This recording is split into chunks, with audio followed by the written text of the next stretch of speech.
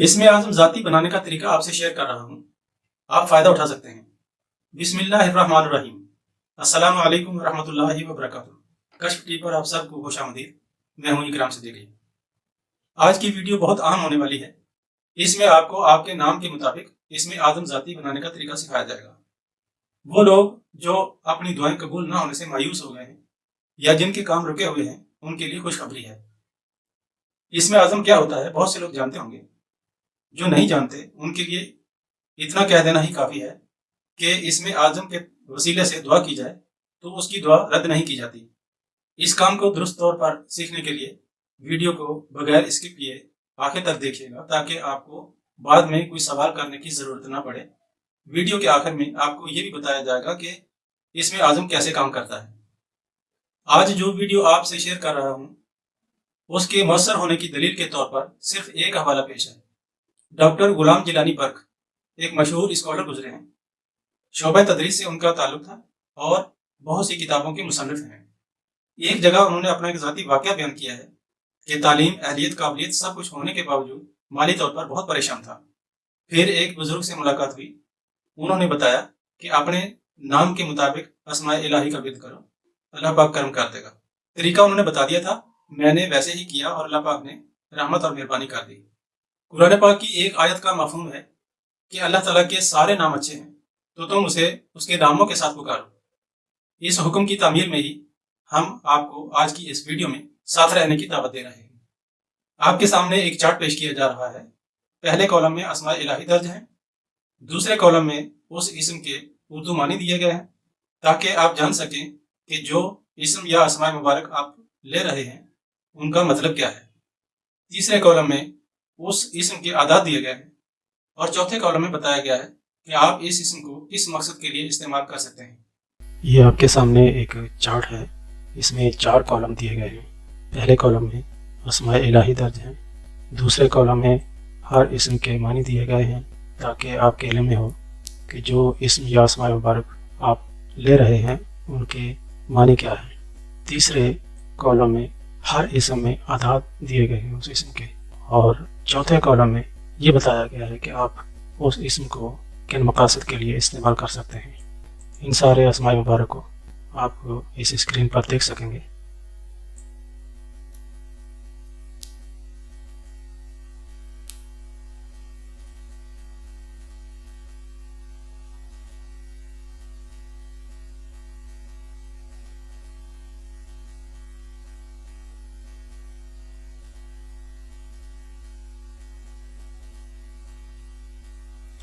جس اسم اور یا اسماء مبارک کی آپ کو ضرورت پڑے، ویڈیو کو آگے پیچھے کر کے یا روک کر اس کے بارے میں ساری معلومات حاصل کر سکتے ہیں۔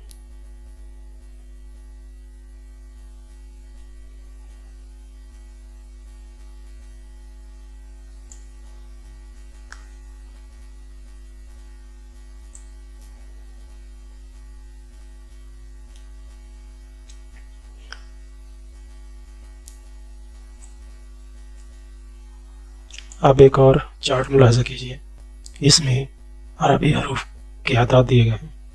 اب آپ طریقہ سمجھ لیجیے، اپنے نام کے حروف ابجد کے حساب سے اعداد لیں اور ان کا ٹوٹل کر لیں۔ مثلا ایک نام ہے اسحاق، اس کے حروف ہوئے الف، سین، ہا، الف، قاف۔ یہاں پر آپ دیکھیں کہ ہم نے الف کا 1 لیا ہے، سین کے 60 لیے ہیں، ہا کے 8 لیے ہیں، اور الف کا پھر 1 لیا ہے، اور قاف کے 100 لیے ہیں۔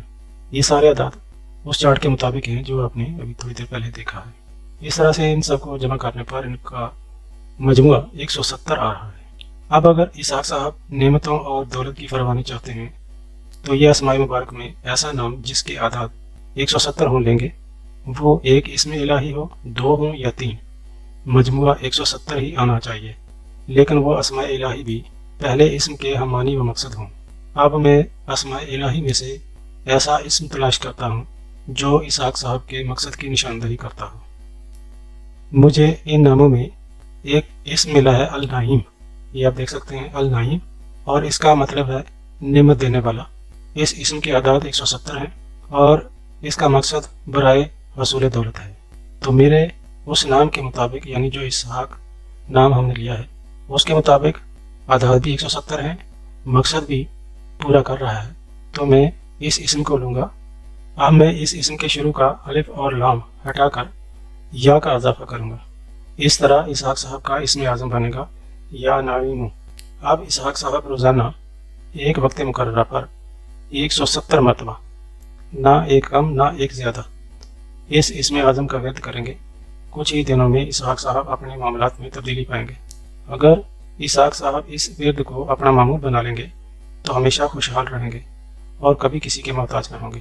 اگر کسی کے نام کے اعداد میں 2 یا 3 اسماء الہی بنتے ہوں، جیسے الصمد، الوہاب، الجامع، تو اسم اعظم یا صمد یا وہاب یا جامع بنے گا۔ ویسے تو پڑھے لکھے لوگوں کے لیے اس بات کو سمجھنا مشکل نہیں کہ بنائے گئے اسم اعظم کی ادائیگی کس طرح کرنی ہے۔ جو لوگ اس امر میں مشکل محسوس کریں تو وہ کسی عالم سے زیر زبر لگوا کر درست ادائی سیکھ سکتے ہیں، کیونکہ مطلوبہ نتائج پانے کے لیے اسماء الہی کا درست طور پر ادا کیا جانا بے حد ضروری ہے۔ ایک اہم بات، حروف ابجد والے چارٹ میں تمام حروف عربی ہیں۔ عربی حروف میں اردو والے کچھ حروف پے، ٹے، ڑے، گاف، چے نہیں ہوتے، اس لیے اعداد لیتے وقت اگر کسی کے نام میں مذکورہ حروف میں سے کوئی حرف آتا ہو تو پے کو بے، ٹے کو تے، ڑے کو رے، گاف کو جیم اور چے کو جیم یا شین سے بدل لیں۔ اب ہم بات کرتے ہیں کہ اسم اعظم کیسے کام کرتا ہے۔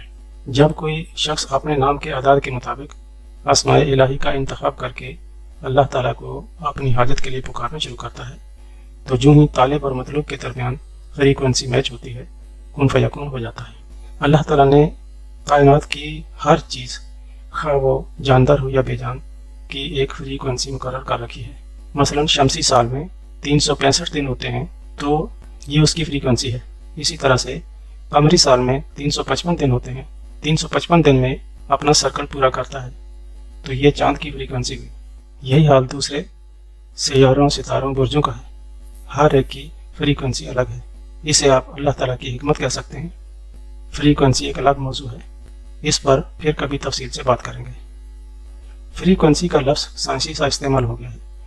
اس بات کو سادہ الفاظ میں یوں سمجھا جا سکتا ہے کہ ایک شخص گاڑی لینا چاہتا ہے، اس کی قیمت 10 لاکھ روپے ہے، لیکن گاڑی لینے والے کے شخص کے پاس 10 لاکھ پورے نہیں ہیں، تو جب اس کی جیب میں 10 لاکھ پورے ہو جائیں گے تو گاڑی لینے والے اور گاڑی بیچنے والے کے درمیان فریکوینسی میچ ہو جائے گی۔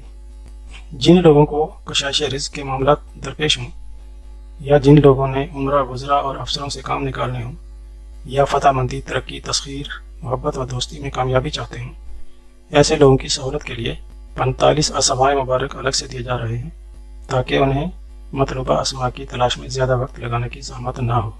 ہم نے اسم اعظم تیار کرنے کی تمام تفصیل بتا دی ہے۔